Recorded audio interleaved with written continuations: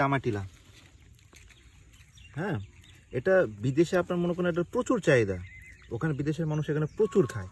হ্যাঁ, আর বাংলাদেশের মানুষ তো এগুলো ছুঁয়ে দেখে না, আর এগুলোর প্রচুর ডিমান্ড বাহিরে। হ্যাঁ, সো এই যে এগুলো অ্যাকচুয়ালি আপনার খাওয়ার সময়টা হচ্ছে যখন এগুলো যখন পেকে যায়। হ্যাঁ, যেমন সিম্পলি এই যে এই কালারটা যখন হয়, হ্যাঁ, বা একটু লাল হলেও কোনো সমস্যা নেই।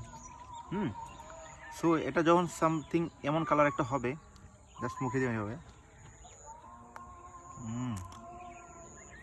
এটা অনেকটা আপনার ইয়ের মতো, কি যেন বলে, টমেটোর মতো, বাট ইটস সো সুইট, মানে অনেক মিষ্টি। এটা খেতে জাস্ট অসাধারণ টেস্ট।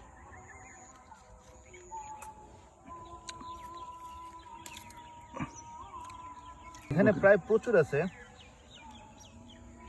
এই যে দেখুন এখানে আরেকটা পাইছি আমি, এই যে আরেকটা। এখানে অভাব নাই, প্রচুর প্রচুর ট্রামাটিলা, এই যে দেখতে পাচ্ছেন এখানে প্রচুর আছে। গ্রামে এগুলো প্রচুর হয়।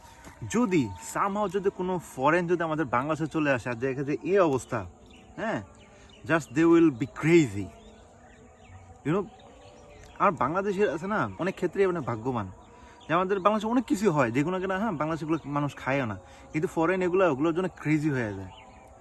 আর এগুলো এই যে টমেটো এগুলো প্রায় এগুলো 1 কেজি জানো কত করে? 2000 টাকা করে কেজি। বাট এগুলো এখানে পড়ে আছে এভাবে।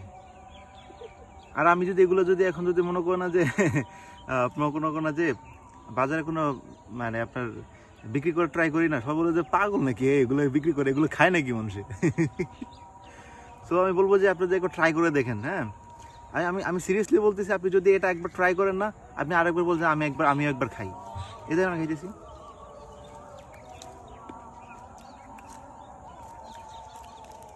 অনেক মিষ্টি, এটা খেতে অসাধারণ টেস্ট।